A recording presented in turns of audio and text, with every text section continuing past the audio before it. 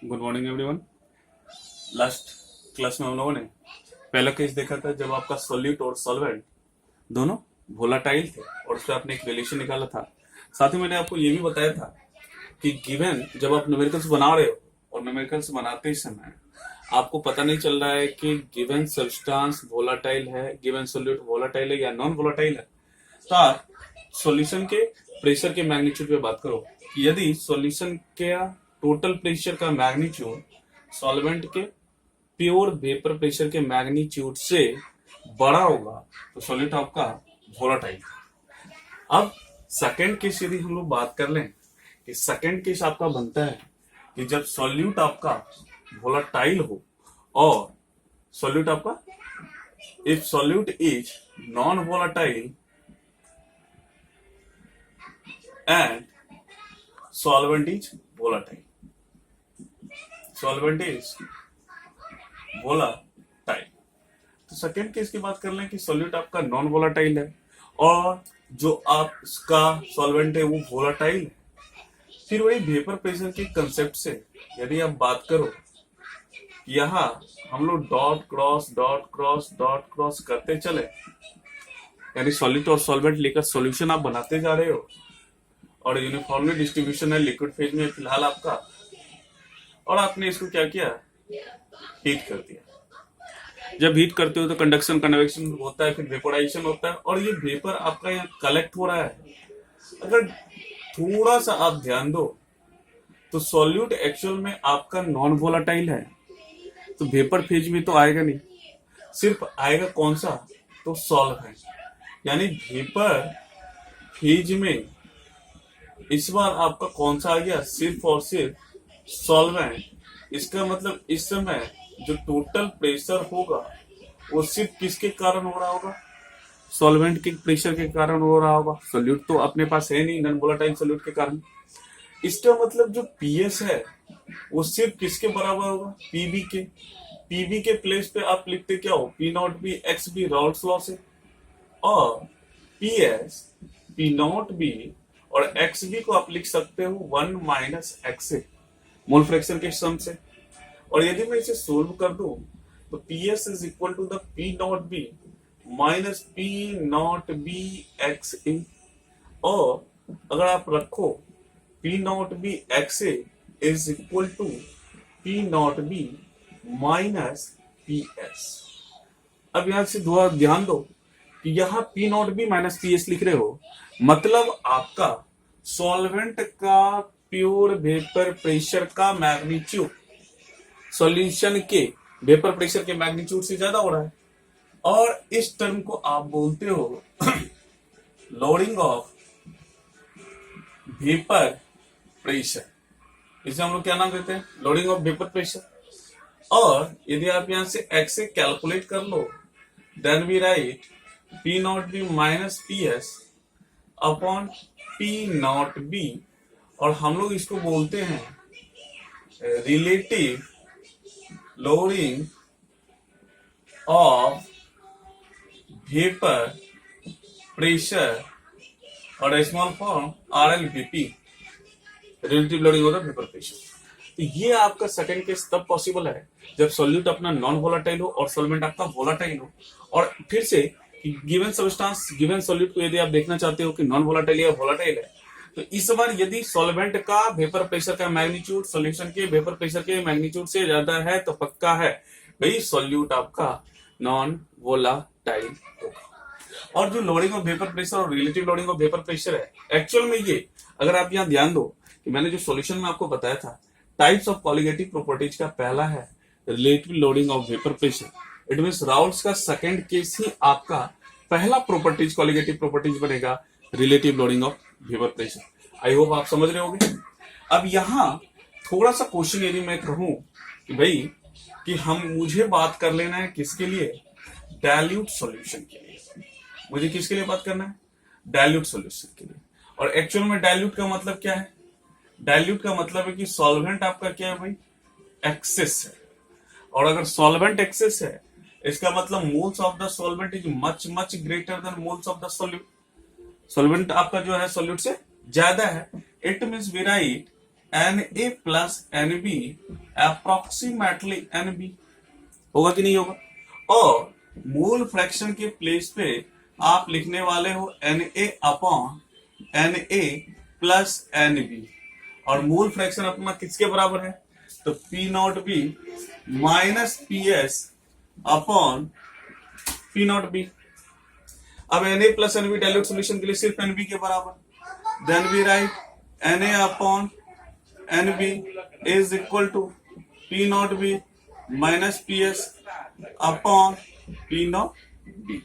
आपका एक relation dilute solution के लिए relative lowering of vapour pressure का ये है। तो आप कॉपी कर लो, फिर हम लोग चलेंगे किस पे, आइडियल सॉल्यूशन और उसके ग्राफ।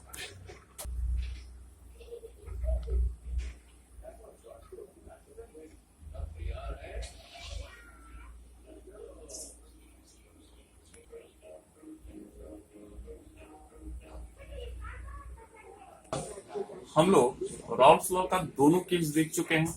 नेक्स्ट आपका जो तीसरा टॉपिक है that is ideal solution. Now ideal solution,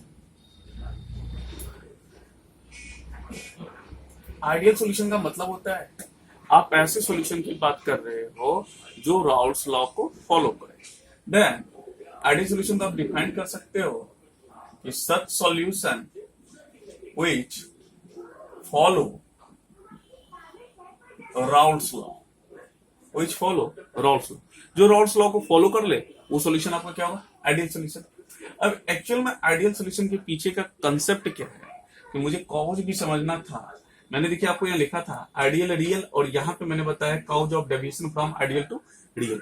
आखिर मतलब क्या काउज है कि सॉल्यूशन आइडियल है, क्या काउज होगा कि रियल होगा, और क्या काउज है कि आइडियल से रियल की तरफ आपका सॉल्यूशन डेविएट करता है। तो मैं सबसे पहले आइडियल सॉल्यूशन की बात करूं, पहला चीज क्या होता है इसमें कि force of interaction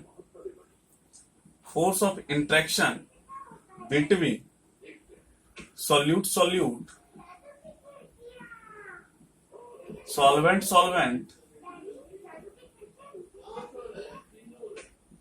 and solvent are equal. ठीक है, इस सॉल्यूशन का मतलब हुआ कि ऐसा सॉल्यूशन जो राउल्स लॉ को फॉलो करे। काउज क्या है आपका, काउज क्या है, तो आप ऐसे सॉल्यूशन की बात करते हो जो राउल्स लॉ को फॉलो करता है वो आइडियल सॉल्यूशन कहलाता है। और मैंने काउज क्या बताया, इस काउज पे ध्यान देना, ये जो सॉल्यूट और सॉल्यूट के बीच फोर्स ऑफ इंटरेक्शन का मैग्नीट्यूड होता है, सॉल्वेंट और सॉल्वेंट के बीच फोर्स ऑफ इंटरेक्शन का मैग्नीट्यूड होता है।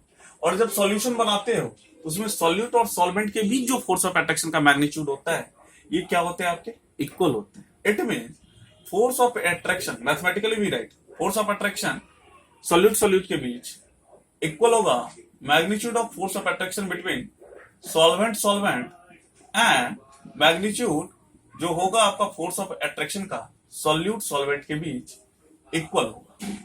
अगर ये इक्वल है और आप सॉल्यूशन बना रहे हो तो सॉल्यूशन में तो भाई सॉल्यूट भी है और आपका सॉल्वेंट भी है, बाई क्या कर दूं 2, तो ये आपका आ जाएगा क्या, फोर्स ऑफ अट्रैक्शन का मैग्नीट्यूड बिटवीन सॉल्यूट सॉल्वेंट। अब ऐसे भी आप समझो इस दोनों का मैग्नीट्यूड बराबर है, अगर किसी एक के प्लेस पे दूसरे को रख दो और दो बार सेम टर्म लिखते हो तो एडिशन होगा ट्वाइस, और 2 और 2 कैंसिल होगा तो magnitude of force of attraction आपका इक्वल हो जाएगा।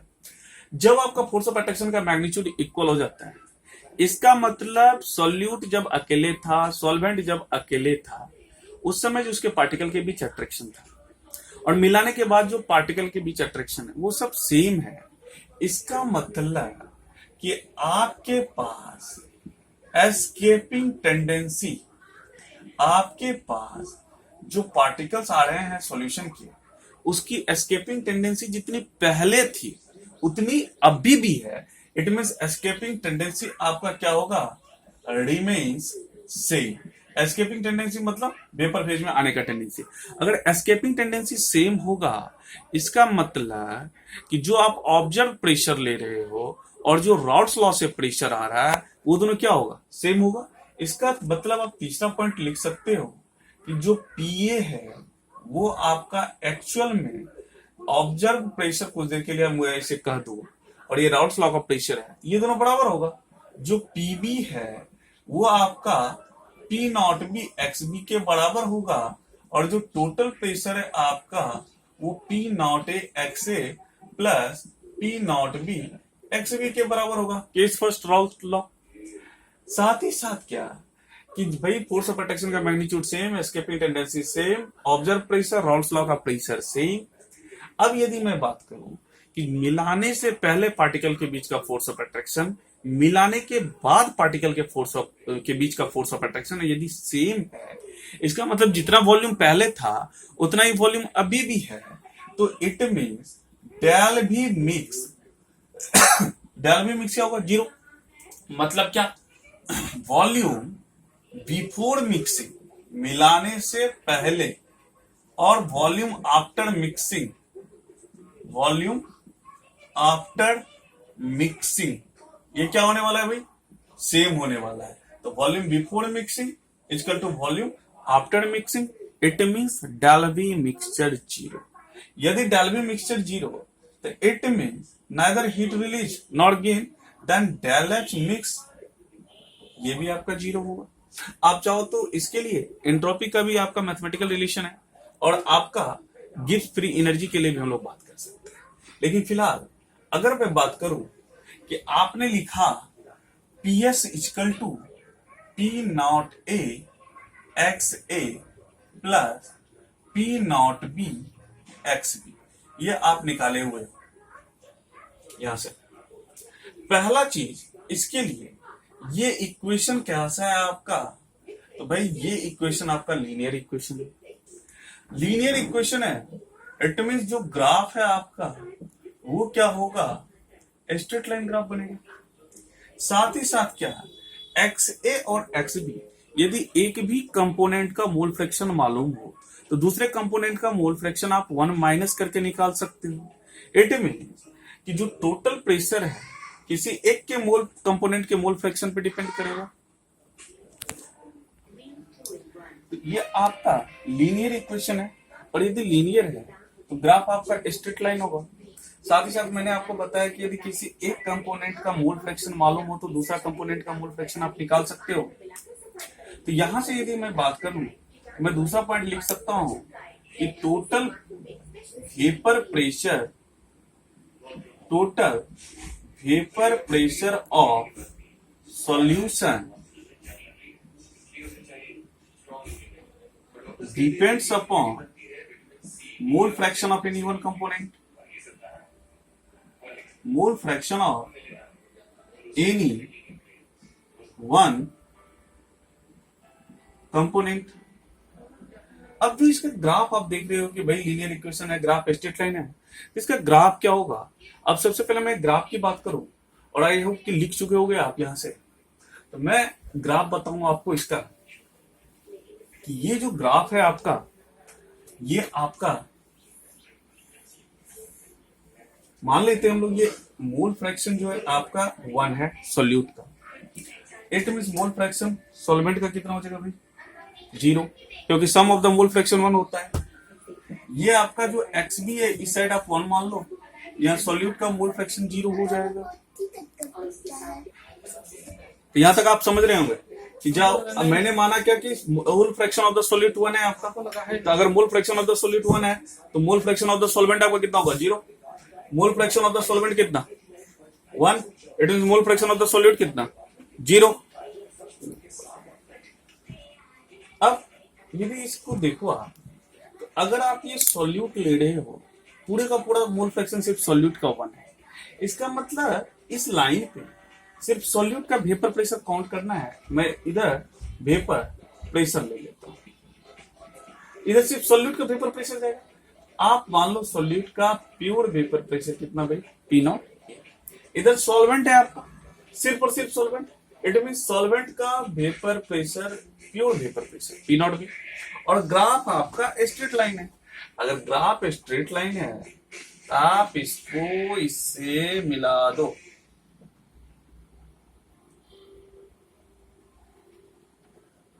ये आपका कंप्लीट स्ट्रेट लाइन होना चाहिए। ये आपका स्ट्रेट लाइन और ये स्ट्रेट लाइन। अब देखो, अभी आपने सेकंड पॉइंट लिखा था कि यदि किसी एक कंपोनेंट का मोल फ्रैक्शन पता रहता है तो आपको प्रेशर पता रहता है। इसका मतलब यदि आपको एक कंपोनेंट का मोल फ्रैक्शन पता है, प्योर सॉल्यूट का प्रेशर पता है, तो इट मींस ये वाला जो लाइन है ये एक्चुअल किसका हो जाएगा, पीए का। ये लाइन किसका होगा, पीवी का। और ये P naught A P naught B दोनों आपके पास, इट मींस ये total vapour pressure of the solution PS हो जाएगा, पीए प्लस कितना, पीपी। यही ग्राफ आपका आइडियल सॉल्यूशन का होगा। आप जल्दी से नोट कर लो, फिर मैं बात करूं रियल सॉल्यूशन या फिर नॉन आइडियल सॉल्यूशन की। अब नेक्स्ट चौथा टॉपिक आपका क्या है, रियल सॉल्यूशन और नॉन आइडियल सॉल्यूशन। अब रियल सॉल्यूशन और नॉन आइडियल सॉल्यूशन को यदि आप समझते हो तो रियल सॉल्यूशन का मतलब होता है ऐसा सॉल्यूशन जो रॉल्स लॉ को फॉलो ही ना करे। रियल सॉल्यूशन या फिर आपका कौन सा, नॉन आइडियल सॉल्यूशन। जो सॉल्यूशन रॉल्स लॉ को फॉलो करे आइडियल, जो रॉल्स लॉ को फॉलो ना करे नॉन आइडियल। यानी such solution which do not follow या डज नॉट फॉलो, अपने हिसाब से आप लिख लोगे, फॉलो रॉल्स लॉ। ऐसा सॉल्यूशन जो रॉल्स लॉ को फॉलो ना करे उसी को आप रियल सॉल्यूशन या नॉन आइडियल सॉल्यूशन कहते हो। अब यदि कॉज की बात करें तो मैंने आपको बताया था आइडियल में कि force of attraction solute solute, solvent solvent और सॉल्यूट सॉल्वेंट के बीच सेम होता है। अगर इक्वालिटी होल्ड ना करे तो मेरे पास दो चीजें होती है, आइदर जो एफ ए बी है, force of attraction between solute solvent, या तो ग्रेटर देन होगा आपका इस के लिए, या दूसरा पॉसिबिलिटीज है जो सॉल्यूट सॉल्वेंट के बीच फोर्स ऑफ इंट्रैक्शन है वो लेस देन हो जाए आपका सॉल्यूट सॉल्यूट से plus solvent solvent divided by 2। अगर यहाँ पे इक्वालिटी साइन यूज होता तो आइडियल था। अब दो पॉसिबिलिटीज है, या तो इंट्रैक्शन ज्यादा हो सकता है पार्टिकल्स को सॉल्यूट और सॉल्वेंट को मिलाने के बाद सॉल्यूट और सॉल्वेंट के बीच का इंट्रैक्शन या तो ज्यादा हो सकता है या कम हो सकता है। अब यही मेन फैक्टर है जिसके कारण रियल सॉल्यूशन पॉजिटिव डेविएशन और नेगेटिव डेविएशन आपका शो करता है। तो अब इस बारी बारी से दोनों कॉज के ऊपर वर्क करें। अगर मैं ये वाला फैक्टर केस फर्स्ट कि भाई आपका फोर्स ऑफ इंट्रैक्शन जो है ये ज्यादा हो गया है सॉल्यूट सॉल्यूट और सॉल्वेंट सॉल्वेंट के बीच के फोर्स ऑफ इंट्रैक्शन से। यदि पार्टिकल्स को मिलाने के बाद बीच में फोर्स ऑफ अट्रैक्शन का मैग्नीट्यूड बढ़ेगा, तो बीच में अगर फोर्स ऑफ अट्रैक्शन का मैग्नीट्यूड बढ़ेगा इसका मतलब है उसको वेपर फेज में बदलने का टेंडेंसी कम हो जाएगा। तो पहला चीज तो मेरे पास आ गया क्या भाई, कि आपके पास जो एस्केपिंग टेंडेंसी है वो एस्केपिंग टेंडेंसी आपकी क्या हो गई, आपकी डिक्रीज हो गई। अगर एस्केपिंग टेंडेंसी डिक्रीज होगा तो आपका वेपर प्रेशर क्या होगा, घटेगा, क्योंकि मॉलिक्यूल्स कम आएंगे वेपर फेज में। यदि वेपर प्रेशर घटेगा तो ऑब्जर्व प्रेशर भी रॉल्स लॉ से कम मिलेगा। इट मींस जो पीए है ये लेस देन होगा P naught A X A से, जो पीबी है वो लेस देन हो जाएगा P naught B X B से, और जो टोटल है ये भी आपका इस दोनों के रॉल्स लॉ के सम से क्या हो जाएगा, कम हो जाएगा। यानी आप ध्यान दो, ये भी घट गया भाई, ये भी घट गया, ये भी घट गया, सारे के सारे घटते जा रहे हैं। इसका मतलब यदि मिलाने के बाद फोर्स ऑफ इंट्रैक्शन ज्यादा हो रहा है तो जो वॉल्यूम होगा वो क्या हो जाएगा, कम हो जाएगा। किससे, तो पहले मिलाने से पहले का वॉल्यूम जो है वो ज्यादा होता मिलाने के बाद से। इसका मतलब कि जो डाल्वी मिक्स है ये भी आपका क्या हो जाएगा, less than 0। It mean volume after mixing is less than volume before mixing. क्यों भाई? क्योंकि मिलाने से पहले का फोर्स ऑफ अट्रैक्शन कुछ और था, मिलाने के बाद फोर्स ऑफ अट्रैक्शन बढ़ गया तो वॉल्यूम आपका घट गया। अगर डेल भी लेस देन जीरो हो रहा है, वॉल्यूम घट रहा है, इसका मतलब जो हीट होगा वो आपका रिलीज हो रहा होगा, यानी प्रोसेस एक्सोथर्मिक। यदि आप इस फैक्टर पे ध्यान दो, अगर आप ग्रेटर देन का सिंबल रखते हो, बाकी सब में लेस देन सिंबल आ रहा है, तो पक्का है कि ये सारा चीज इसका होगा निगेटिव डेविएशन का, यानी रियल सॉल्यूशन यहाँ पे निगेटिव डेविएशन शो करेगा। कॉज क्या बना? Force of attraction of the solute solvent. यहां हम ऐसे कर सकते हैं, force of interaction between the solute solvent is greater than force of interaction between solute and solvent then real solution shows negative deviation. यदि आप अब इसके ग्राफ की बात करो, तो मैं इसका ग्राफ आपको बताऊं कि अभी आपने आइडियल सॉल्यूशन से ग्राफ बनाया था,